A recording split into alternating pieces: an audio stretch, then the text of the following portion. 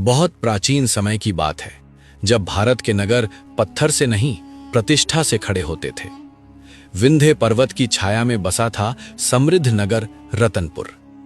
रतनपुर की गलियों में घोड़े के खुरों की आवाज, मसालों की सुगंध और सोने के सिक्कों की छनक एक साथ सुनाई देती थी।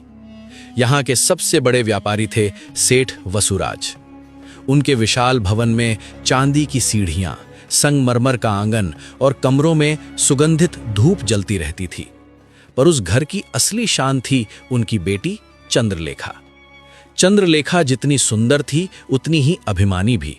वो दर्पण के सामने खड़ी होकर अपने आभूषण बदलते हुई कहती, मेरे योग्य वर वही होगा जिसके पास 100 हाथी, 1000 सैनिक और सोने की गाड़ी हो। उसकी दासी हंसते हुए बोली, कुमारी, अगर कोई राजकुमार पैदल आ गया तो? चंद्रलेखा बोली, तो मैं उसे रास्ता दिखा दूंगी, राजमहल का नहीं, बाहर का। दोनों खिलखिला पड़ी। नगर के बाहर नदी के पार कच्चे घरों की बस्ती थी। वहीं रहता था युवक धीरू। उसके पास न सोना था न रेशमी वस्त्र, पर उसकी आंखों में अजीब सी शांति थी। वो सुबह लकड़ी काटने जाता, दोपहर में माँ को दवा देता और शाम को बच्चों को कहानियां सुनाता। एक बच्चा उससे पूछ बैठा, धीरू भैया, तुम अमीर क्यों नहीं बनते? धीरू हंसा, अमीर बनने के लिए सिक्के नहीं, लालच चाहिए, और वो मेरे पास नहीं। बच्चे ठहाका मारकर हंस पड़े। एक दिन सेठ वसुराज अपनी बेटी के साथ नदी पार कर रहे थे। बरसात कीचड़ छोड़ गई थी। अचानक पालकी का पहिया धंस गया।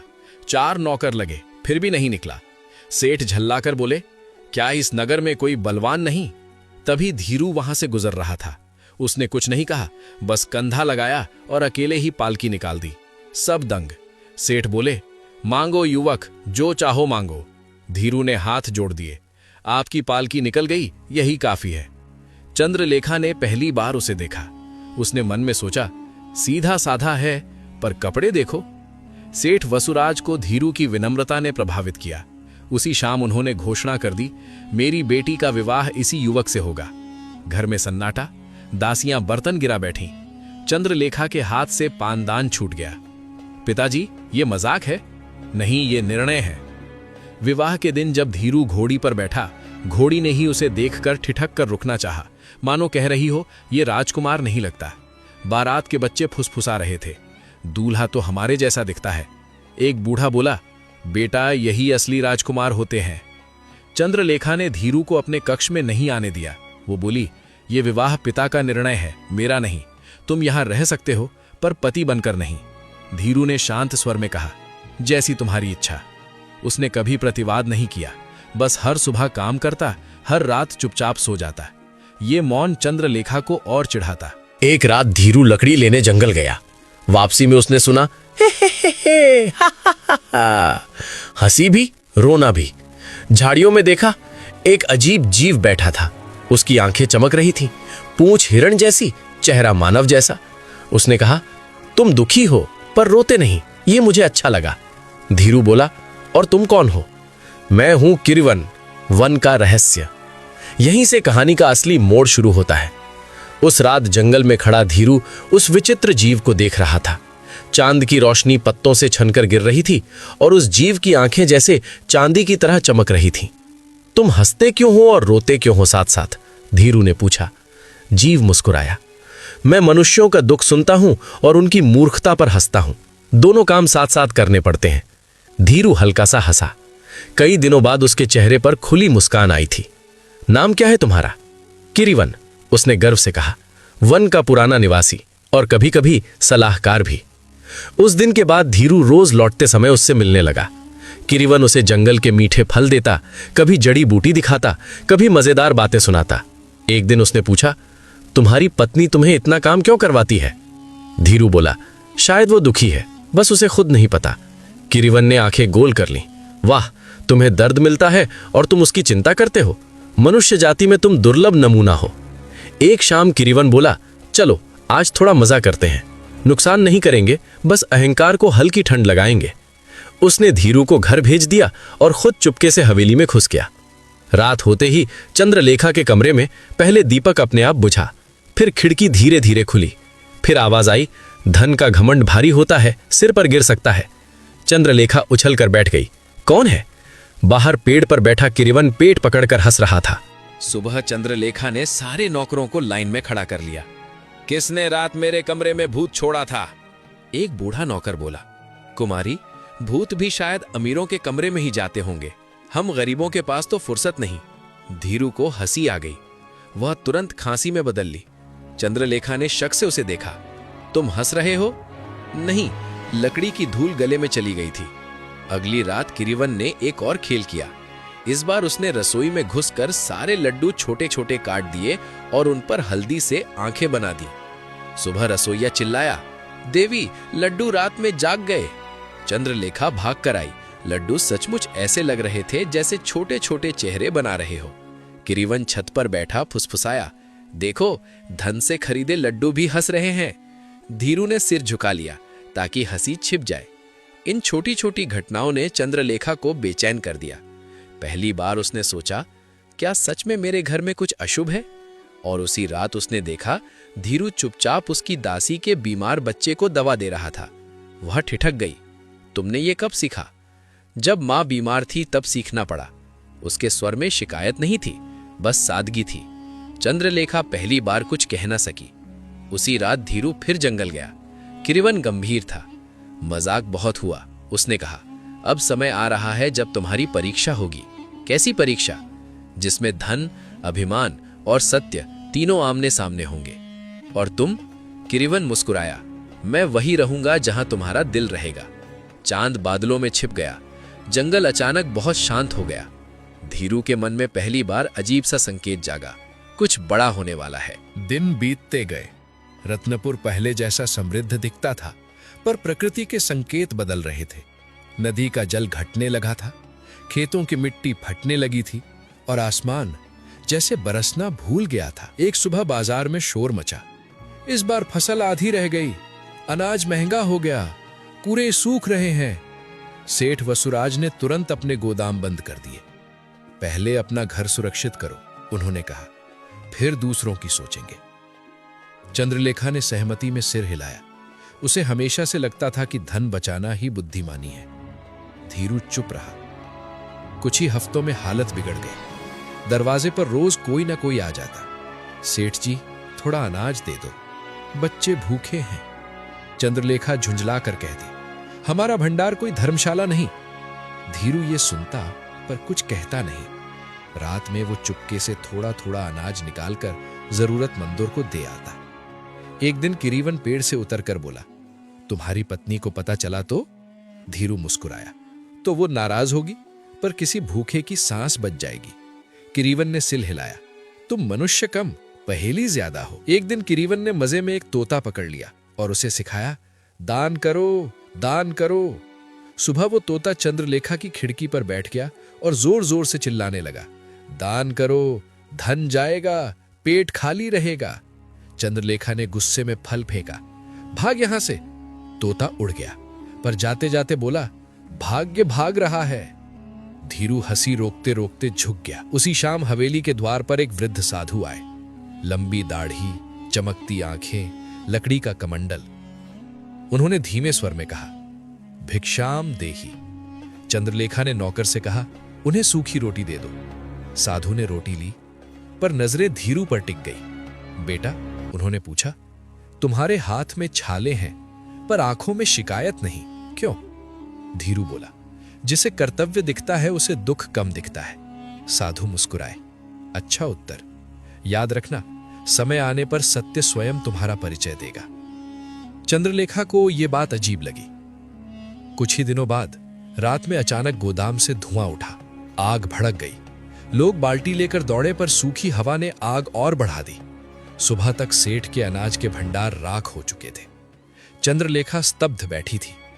पहली बार उसके पास धन था, पर भोजन नहीं। उसी दिन धीरू जंगल गया और फल, कंदमूल, जड़ी बूटियां लेकर लौटा।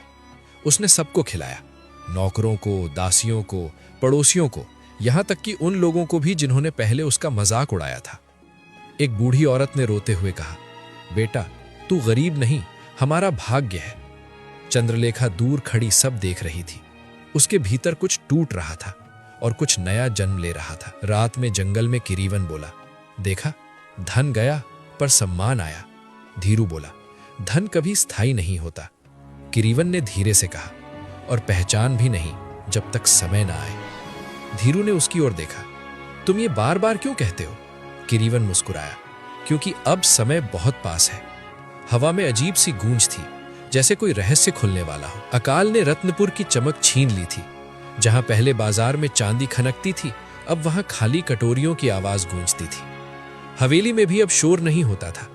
रसोई की आग धीमी जलती, दासियां धीरे बोलती और चंद्रलेखा पहली बार चुप रहने लगी थी। एक सुबह उसने देखा धीरू फिर जंगल जाने को तैयार है। वो बोली, तुम रोज इतने दूर जाते हो, डर नहीं लगता? धीरू ने हल्का सा मुस्कुरा कर कहा, जिसे अपने लिए नहीं दूसरों के लिए जाना हो उसे डर कम लगता है। चंद्रलेखा कुछ पल उसे देखती रही। पहली बार उसके मन में प्रश्न उठा, मैंने इसे इतना छोटा क्यों समझा? उस दिन चंद्रलेखा खुद रसोई में गई। उसने सोचा, आज मैं भोजन बनाऊंगी। दासियां हैरान। चंद्रलेखा ने आटा गूंधा, पर इतना पानी डाल दिया कि आटा कटोरे से बाहर भागने लगा। धीरू अंदर आया तो दृश्य देखकर मुस्कुरा दिया। ये आटा नहीं, नदी बन गई है, उसने कहा। चंद्रलेखा झेप गई, पर पहली बार खुद भी हंस पड़ी। हवेली में बहुत दिनों बाद हंसी गूंजी। उधर जंगल में किरीवन असामान्य रूप से शांत था। आज तुम हंस नहीं रहे? धीरू ने कहा। किरीवन ने धीरे से उत्तर दिया, जब कहानी अपने असली मोड़ पर आती है तो शरारतें कम करनी पड़ती हैं। क्या होने वाला है? सत्य का आगमन और पहचान का उद्घाटन। धीरू चुप हो गया। उसी शाम हवेली के द्वार पर वही वृद्ध साधु फिर आए। इस बार वे सीधे आंगन में बैठ गए। चंद्रलेखा ने स्वयं उन्हें जल दिया। पहली बार उसने आदर से कहा, महात्मन, कृपा कर कुछ मार्गदर्शन दे, समय कठिन है। साधु ने शांत स्वर में पूछा, कठिन समय बाहर है या भीतर? चंद्रलेखा ने उत्तर में ही दिया। साधु ने धीरू को बुलाया। बेटा, क्या तुम जानते हो तुम कौन हो? धीरू बोला, मैं वही हूं जो कर्म से बनता है। साधु मुस्कुराए। और जन्म से? चंद्रलेखा ने चौंक कर देखा। साधु बोले, हर मनुष्य का एक बाहरी जीवन होता है और एक छिपा हुआ। जब दोनों मिलते हैं तभी भाग्य प्रकट होता है। ये कहकर उन्होंने चंद्रलेखा को देखा। तुम्हें जल्द ही सब समझ आएगा। उस रात चंद्रलेखा सो नहीं पाई। उसे लगा जैसे हवेली के बाहर कोई धीमी रोशनी चल रही है। वो खिड़की तक गई। जंगल की दिशा में हल्की चमक थी और उस चमक के बीच धीरू खड़ा था और उसके सामने किरीवन। पर किरीवन वैसा नहीं दिख रहा था। उसके शरीर से हल्की सुनहरी रोशनी निकल रही थी। चंद्रलेखा की सांस अटक गई। ये कोई साधारण जीव नहीं। किरीवन ने धीरू से कहा, अब समय निकट है। जब सत्य प्रकट होगा, कुछ खोएगा नहीं, सब मिलेगा। धीरू बोला, और अगर कोई पश्चाताप करे तो उसका भाग्य बदल सकता है। किरीवन बोला। अगली सुबह चंद्रलेखा ने पहली बार धीरू से कहा, आज जंगल मैं भी चलूंगी। धीरू चौंका। क्यों? क्योंकि अब मुझे जानना है तुम्हारी दुनिया कैसी है। धीरू ने धीरे से सिर हिलाया। कहानी अब अपने सबसे बड़े रहस्य की ओर बढ़ रही थी। सुबह का समय था। आसमान हल्का सुनहरा था और हवा में ठंडक थी। चंद्रलेखा पहली बार हवेली की सीमा पार कर जंगल की ओर जा रही थी। उसने जीवन में कभी पैदल इतनी दूर यात्रा नहीं की थी। कुछ दूर चलते ही उसने कहा, जंगल इतना शांत क्यों है? यहां डर नहीं लगता तुम्हें? धीरू ने मुस्कुरा कर कहा, जो प्रकृति से दूर रहे उसे जंगल डरावना लगता है, जो उसे अपना माने उसे घर जैसा। चंद्रलेखा चुप हो गई। जंगल के भीतर घुसते ही उसे लगा जैसे दुनिया बदल गई हो। पेड़ों से धूप छनकर गिर रही थी। हवा में जड़ी बूटियों की गंध थी और पक्षियों की आवाज किसी गीत जैसी लग रही थी। अचानक सामने हिरणों का झुंड भागा। चंद्रलेखा घबरा गई। अरे, ये इतने पास? धीरू हंस पड़ा। ये तुम्हें देखकर डर गए हैं। मुझसे? हाँ, उन्हें रेशमी कपड़े अजीब लगते होंगे। दोनों हंस पड़े। उनकी हंसी में अब अजनबीपन कम हो गया था। कुछ दूर चलने पर झाड़ियों के पीछे से आवाज आई, तो आज रानी साहेबा स्वयं पधारी हैं। चंद्रलेखा चौंकी। किरीवन धीरे धीरे सामने आया। पहली बार उसने उसे साफ देखा।